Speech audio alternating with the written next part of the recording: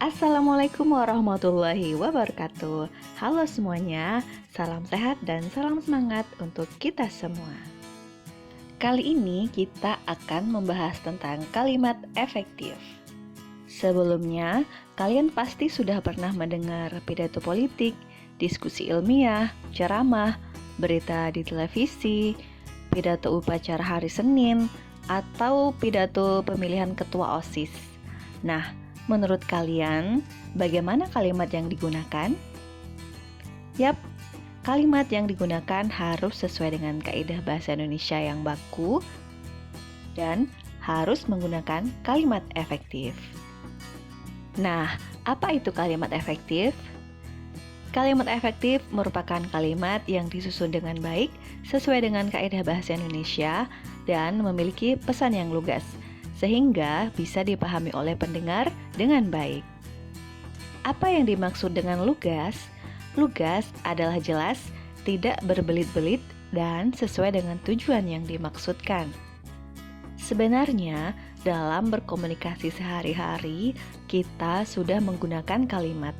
Tapi, apakah kalimat yang digunakan kita itu termasuk kalimat efektif? Belum tentu ya.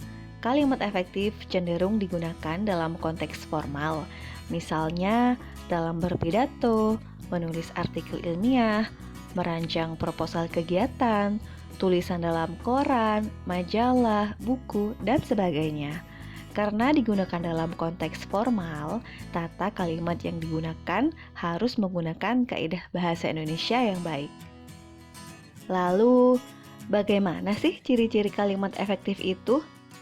Kalimat efektif setidaknya mempunyai ciri-ciri sebagai berikut. Pertama, minimal mempunyai subjek dan predikat. Contohnya pada kalimat saya berdiri, terdiri dari subjek dan predikat. Saya sebagai subjek dan berdiri sebagai predikat. Contoh lainnya, kakak mencuci motor, terdiri dari subjek, predikat, dan objek. Kakak sebagai subjek, mencuci sebagai predikat, dan motor sebagai objek. Atau kalimat yang lebih lengkap lagi, ibu mengantarkan adik pagi hari ke sekolah, terdiri dari subjek, predikat, objek, dan keterangan tempat serta waktu. Jadi, harus terdapat minimal subjek dan predikat yang jelas. Nah, bagaimana subjek yang tidak jelas itu? Kita lihat contoh ini ya. Bagi siswa yang pulang sebelum jam sekolah berakhir, akan dilaporkan guru. Pada kalimat tersebut, preposisi bagi menghilangkan fungsi subjek. Kita tidak bisa menggunakan preposisi di depan subjek karena akan menghilangkan fungsi subjek di dalam kalimat.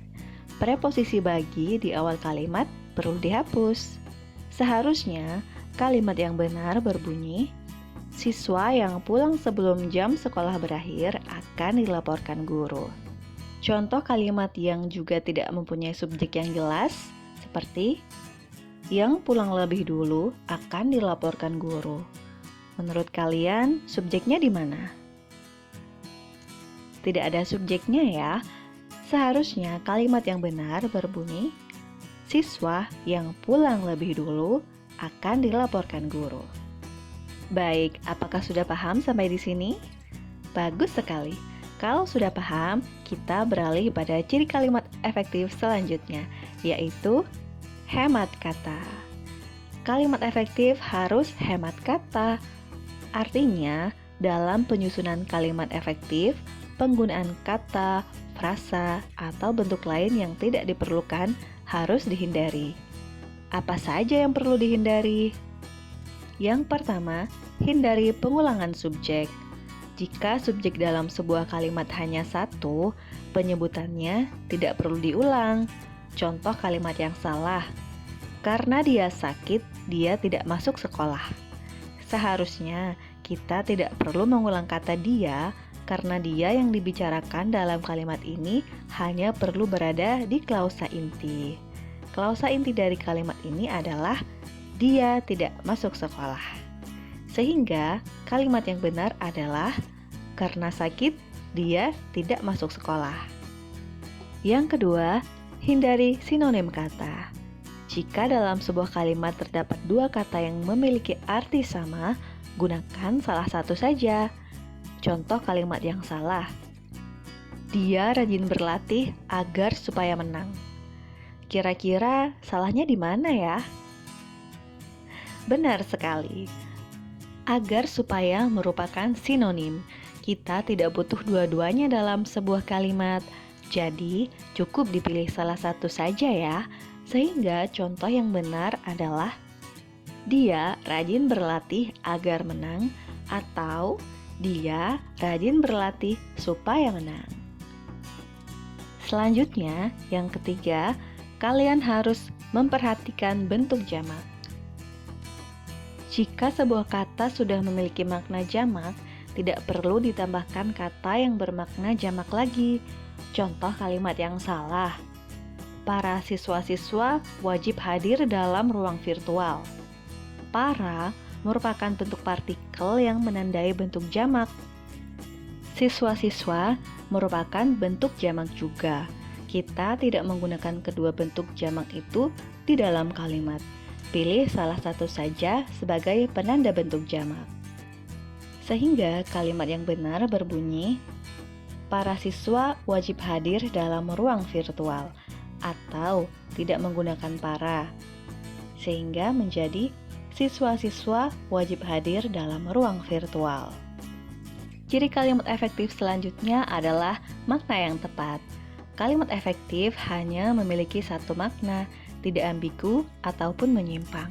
Oleh sebab itu, perlu diperhatikan pilihan kata atau diksinya. Seperti contoh, anak perempuan Bukades yang cantik itu seorang dokter. Coba kita baca, pasti jadi bingung kan? Di sini maksudnya siapa yang cantik? Anak perempuannya atau Bukadesnya? Nah, supaya efektif, kita bisa mengubahnya menjadi salah satu dari dua bentuk berikut sesuai dengan makna yang dituju.